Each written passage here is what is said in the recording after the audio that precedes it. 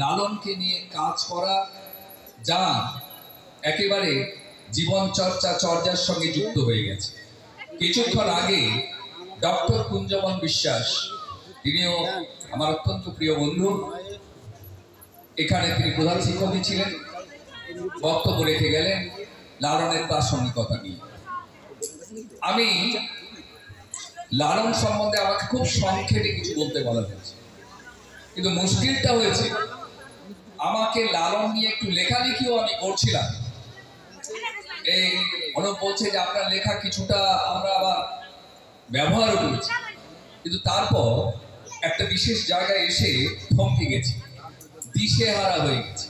কুঞ্জবন্দা চলে গেলেন, থাকলে খুব ভালো হতো, কারণ আমার অনেকগুলো প্রশ্ন ছিল। সেই প্রশ্নগুলো যেহেতু তিনি গবেষক নিশ্চয়ই উত্তর দিতেন, সেই আশা রেখে আমিও এসেছিলাম। কিন্তু কুঞ্জবন্দা চলে গেলেন, তার সঙ্গে আবার পরে যোগাযোগ করব। শুনেছি তিনি অনেকগুলো বইও লিখেছেন, খুবই ভালো কথা। আমরা লালনকে যেটা দেখছি, লালন মানবতার পূজা, খুবই ভালো কথা। লালন বলছেন মানুষই সত্য। তার আগে, লালনের জন্মের অনেক আগে, চণ্ডীদাস বলে যাচ্ছেন সবার উপরে মানুষ সত্য, তাহার উপরে নাই। লালন নতুন কিছু বললেন কি? আমরা লালনকে ঠিক এভাবে একটু দেখব, শুধু স্তুতি বাক্য নয়। লালন কি নতুন কিছু বললেন? চণ্ডীদাস তো অনেক আগে বলেছেন সবার উপরে মানুষ সত্য, তাহার উপরে না। আরো পিছনে ফিরে যান, আমরা শুনেছি আমাদের রামায়ণের কথা, বাল্মীকি রামায়ণ রচনা করেছিলেন। এখন বলা হচ্ছে, রিসার্চাররা বলছেন 14,000 বছর আগে নাকি রামায়ণ রচিত হয়েছিল। রিসার্চ চলছে, গবেষণা চলছে। তো যাই হোক, 14,000 বছর নাকি আমাদের ওই বিদেশি যে পণ্ডিতরা এসেছিলেন তারা বলছেন এই খ্রিস্টের জন্মের 1,500 বছর আগে, ইত্যাদি ইত্যাদি। আবার কেউ বলছেন যে ওটা রচিত হয়েছিল খ্রিস্টের জন্মের পরে। এসব নানা রকম কথা বলছেন, বলুন। কিন্তু বাল্মীকি কি বলছেন একটু দেখা যাক না। রামায়ণটা আমরা কি পড়েছি? সংস্কৃতের রামায়ণ তো, প্রশ্ন অনেকই ছিল, পণ্ডিতরা থাকলে আরো জমত। এবং আমার একটি প্রশ্ন, বেদ, বেদান্ত, উপনিষদ, তার সঙ্গে লালনের কি সম্পর্ক আছে? কোন সম্পর্কে কি নেই?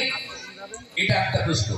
দ্বিতীয় প্রশ্ন হচ্ছে, যখন আমরা বেদ, বেদান্ত, উপনিষদের কথা বলি, তখন কি আমরা একবারও বিচার করে দেখেছি যে আমরা বেদ, বেদান্ত, উপনিষদ যেটা সংস্কৃতে লেখা, তার মধ্যে একটুও ঢুকতে পেরেছি? আগে নিজেরা সেটা বুকে হাত দিয়ে বলতে হবে, সত্যি কি তাই? বেদের অ্যানালিসিস করতে গেলে সংস্কৃত জানতে হবে এবং তার তর্জমা করতে হবে। আমরা লোকের মুখে শুনে কথা বলছি। দেখুন, রামায়ণে বাল্মীকি বলছেন, যখন রামায়ণটা লেখা হচ্ছে, রামায়ণ তখনও কিন্তু লেখেননি উনি তপস্যারত বাল্মীকি। ওপরে দুটো পাখি খেলা করছে গাছে, ব্যাধের সরা হতে হলো, ব্যাধের সব এসে লাগলো একটা পুরুষ পাখির গায়ে। বানবিদ্ধ রক্তাক্ত পাখি পড়লো বাল্মীকির কোলে। বাল্মীকি সেটা দেখে ক্রুদ্ধ হলেন, তার মুখ থেকে অভিসম্পাদ বর্ষিত হলো সেই ব্যাধের উদ্দেশ্যে। কিন্তু অভিসম্পাদটা হলো ছন্দের আকারে, ছন্দ বেরিয়ে আসছে, কবিতা যেতে ঢঙে বেরিয়ে আসছে। এইটা খুব সুন্দরভাবে বিধৃত হয়েছে রবীন্দ্রনাথ ঠাকুরের ভাষা ও ছন্দ কবিতা। নারদ মুনি এসে হাজির হলেন বাল্মীকির তপোবনে। তাকে বলছেন তিনি, মুনি, যে ছন্দ উঠিল ঊর্ধ্বে ব্রহ্মলোকে, ব্রহ্মা তাহা শুনি আমারে কহিলা ডাকি, যাও তুমি তপসার তীরে, বাণীর বিদ্যুৎ দীপ্ত ছন্দবান বিদ্ধ বাল্মীকিরে, বারেক সুধায় এসো, বলো তারে, ওগো পুণ্যবান, এ মহাসঙ্গীত ধন কাহারে করিবে তুমি দান? এই ছন্দে গাথি লয়ে খোদ দেবতার যশ গাথা, স্বর্গের অমরে কবি মর্তলোকে দিবে অমরতা। কি উত্তর দিয়েছিলেন মুনিবর? কহিলেন, শ্রীর নারী ভাবন মত্ত মহামুনিবর, দেবতার সামগীতি গাহিতে যাইতেছে বিশ্ব চরাচর, ভাষা শূন্য অর্থ হারায়, অগ্নি শূন্যে মেলিয়া অঙ্গুলি ইঙ্গিতে করিছে স্তর, সমুদ্র অদৃশ্য দুবাহু বেলি কি কহিছে স্বর্গ জানে। আমি ডিটেলসে যাচ্ছি না, আমি শেষের লাইনটুকু বলবো। তিনি বললেন, তেমনি আমার ছন্দ গাবে যুগে যুগান্তরে বিশ্ব মানবের জয়গান, ক্ষণস্থায়ী নরজন্মে মহৎ মর্যাদা পরিদান, গহমরে সর্বদর্শী হে দেবর্ষী তার পূর্ণ নাম। আমি কোন মানুষের জয়গাথা গাইব? তিনি বললেন, আমি কোন ভগবানের জয়গাথা গাইব না, আমি দেবতার জয়গান গাইব না, আমি একজন প্রকৃত আদর্শ মানুষের জয়গান গাইব। নারদ কহিলা ধীরে অযোধ্যার রঘুপতি রাম। রামচন্দ্রের মধ্যে যে যে গুণগুলোর সমাহার ছিল, তিনি সেইটাকে বললেন, সমস্ত গুণগুলি তার কাছে বললেন। বললেন, কহ মোরে বিচ্ছকার ক্ষমারে করে না অতিক্রম, কাহার চরিত্র ফেরি সুকঠোর ধর্মের নিয়ম, ধরেছে সুন্দর কান্তি মাণিক্যের অঙ্গদের মতো, মহাঐশ্বর্যে থাকে নম্র, মহাদৈন্যে কে হয়নি নত, সম্পদে কে থাকে ভয়ে, বিপদে কে একান্ত নির্ভীক, কে পেয়েছে সবচেয়ে কে দিয়েছে তাহার অধিক, কহ মোরে সর্বদর্শী হে দেবর্ষী তার পূর্ণ নাম। নারদ কহিলা ধীরে অযোধ্যার রঘুপতি রাম। আমি কেন এই কথাগুলো বললাম? আমি এইটাই বলতে চাইছি যে মানবতার জয়গান ভারতবর্ষের তপবন ভূমিকম্পিত করে উচ্চারিত হয়েছিল, লালন সেই বহমান ধারার একটি পূর্ণাঙ্গ প্রকাশ। তিনি ওই বহমান ধারাকেই কিন্তু বয়ে নিয়ে গেছেন। তবে কুঞ্জদা কি ভুল বললেন? আমি কি রিফার করছি না, কুঞ্জদা যেটা বলছেন, যখন নাকি লালন ফকির আসছেন তখন আমাদের সমাজ বহুদা বিভক্ত, স্পৃশ্য অস্পৃশ্য বিচার, জাতের নামে বজ্জাতি, ধর্মে ধর্মে সংঘাত, এক হিন্দুদের মধ্যেই অনেকগুলো বিভাগ, কে শৈব শাক্ত পারস্পত্য, প্রত্যেকের মধ্যে লড়াই বৈষ্ণব, এ বলছে আমি শ্রেষ্ঠ, বলছে আমি শ্রেষ্ঠ, বলছে আমি শ্রেষ্ঠ, এদের মধ্যে লড়াই চলছে। সামাজিক অবিচার তখন তুঙ্গে, ওই ধনী দরিদ্রের মধ্যে যে ব্যবধান সেটা রয়েছে, গরিব গুরব মানুষগুলোকে দু পায়ে জাতের নামে মারানো হচ্ছে। বিবেকানন্দ খুব সুন্দর করে বলেছিলেন যে আমাদের দুটো মহাপাপ আছে, একটা হচ্ছে জাতের নামে গরিব মানুষগুলোকে দু পায়ে মারানো, আর একটা হচ্ছে মাতৃজাতির অসম্মান। লালন এটা দেখেছিলেন যে এই মাতৃজাতির অসম্মানও রয়েছে, তাদের অবমাননার মধ্যে রাখা হয়েছে। এই সব কিছুর বিরুদ্ধে তিনি ছিলেন একটি বিদ্রোহী চরিত্র। এটা আমার মতন সকলেই বলবেন, আমি তো পাঠক, আমি বলছি আমি এটা বুঝতে পেরেছি। কিন্তু যেটা আমি বুঝতে পারিনি সেটা হচ্ছে লালনের যে সাধনার ধারা, সেটা কি কোনো নতুন? এই ধারা কি নতুন? তাহলে কুঞ্জদা থাকলে এটা জিজ্ঞেস করা যেত, যেহেতু তিনি একজন গবেষক। আরো যদি কেউ এখানে থাকেন এবং আমাদের এখানে বাউলের বিভিন্ন বাউল এরা আছেন, সাইরা আছেন, তারা একটু বলবেন।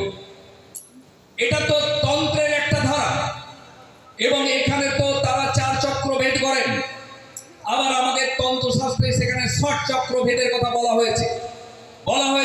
বলা হয়েছে কুলকুণ্ডলিনী শক্তি, এই শক্তিকে জাগরিত করা হয় এবং এই শক্তি জাগরিত হয়ে 6টি চক্র সুষুম্না নাড়ির মধ্যে ভেদ করে একেবারে সর্ব উপরে 7ম চক্র, যেটা সেখানে 7ম স্থানে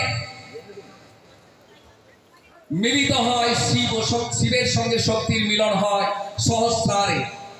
অনেক কথা বলা হয়েছে। তাহলে এটা তো নাথিং নিউ, এটা তো নতুন কিছু নয়। প্রশ্ন হচ্ছে বাউলীয় যে চিন্তা চেতনা, চিন্তা ভাবনা, বিশেষত সাধনের ব্যাপার, সেখানে আমাদের ভৈরবী সাধনার তফাৎ কোথায়? কর্তা ভাজা সম্প্রদায়ের মধ্যে তফাৎ কোথায়? একটা জায়গাতে এসে যেন সবাই এক জায়গায় চলে এসছে, সেটা হচ্ছে যোগ সাধনা। এই যোগ সাধনার 2 রকম। একটা হচ্ছে এই সাধনার মার্গে নারী থাকবে, এটা যেমন একটা দিক, এটা বাউল ভক্তদের মধ্যে রয়েছে, সেখানে সাধন সঙ্গিনী রয়েছেন। আবার যেটা রামকৃষ্ণদেব যে সাধনাটা করলেন, সেখানে তো কোনো নারী ছিল না, তাহলে কি সেটা সাধনা ছিল না? মুশকিল হচ্ছে এইটা, ভারতবর্ষ এমন একটি দেশ, আমি বেশি বাড়াতে চাই না, শুধু এইটুকু কথা বলে শেষ করে দিতে চাই, সেটা হচ্ছে সাধনার অনেকগুলো ধারা, অনেক স্বাধীনতা আমাদেরকে দেওয়া হয়েছে। এদেশে পাথর যে পূজা করে তাকেও অবিশ্বাস করা হয় না। এদেশে জল, বাতাস, সূর্য, অগ্নি, যে পৌত্তলিক, যে অপৌত্তলিক, এমনকি যে নাস্তিক, তাকেও বিদায় করে দেওয়া হয়নি। আপনারা বলছিলেন প্রাসঙ্গিকতা। ভারতবর্ষ প্রকৃত অর্থে যে ধর্মের ধারা বহন করে চলেছে, সেখানে সেকুলারিজম আমাদের মজ্জাগত। একজন হিন্দু, সনাতনী হিন্দু, তিনি মন্দিরেও যান, মসজিদেও যান, মাথাটি ঠোকান, যেখানে অসুবিধা। আমি প্রশ্ন করবো, এখানে বাউলরা আছেন, গবেষকরা আছেন, বলুন। কিছুদিন আগে আমি একটা পোস্ট পেয়েছিলাম, যতীনবাবু পোস্টটা করেছিলেন, সেখানে বাউলদের উপর যে অত্যাচার নেমে এসছে, সেটা কি হিন্দুদের তরফে? এভাবে ঢেকে দিলে কিন্তু চলবে না। এই সত্য স্পষ্ট কথাটি মঞ্চ থেকে আমি আপনাদের বলতে চাই। কোন হিন্দু তাদেরকে মারধর করেছে? কোন হিন্দুর কাজ নেই গিয়ে বাউলিয়ে ঠেক গুলোকে ভেঙে দিচ্ছে? কোথায় পেলেন এ ধরনের গবেষণা? পাবেন। আজকে সেকুলারিজমের গল্প আমরা বলছি, কাছেই বাংলাদেশ। তারা কি সেখানে বুঝবেন যে লালন ফকির বলেছিলেন মানুষই সবার উপরে? লালন ফকির বলেছিলেন সেখানে হিন্দু মুসলমান কোনো ধর্ম থাকতে পারে না। আজকে সেখানে হিন্দুদের উপর যে নরসংহার হচ্ছে, লালন ফকিরের বাণী তারা শুনবেন কি? বলা হচ্ছে আমরা সেকুলার ঠিক মতো নই। কি করে দুপাশে দুটি ধর্মান্ধ রাষ্ট্রকে রেখে একটি দেশ সেকুলার থাকতে পারে বলতে পারেন? এই প্রশ্ন রেখে সবাইকে ধন্যবাদ জানিয়ে, আবার লালন সাহির চরণে আমার প্রণতি জানিয়ে আমার বক্তব্য শেষ করছি। আমি একজন পাঠক, গবেষক নই। অনেকগুলো বই পড়েছি, অনেকের লেখা পড়েছি, অনেক কিছুই বুঝতে পারিনি। সকলকে ধন্যবাদ, নমস্কার।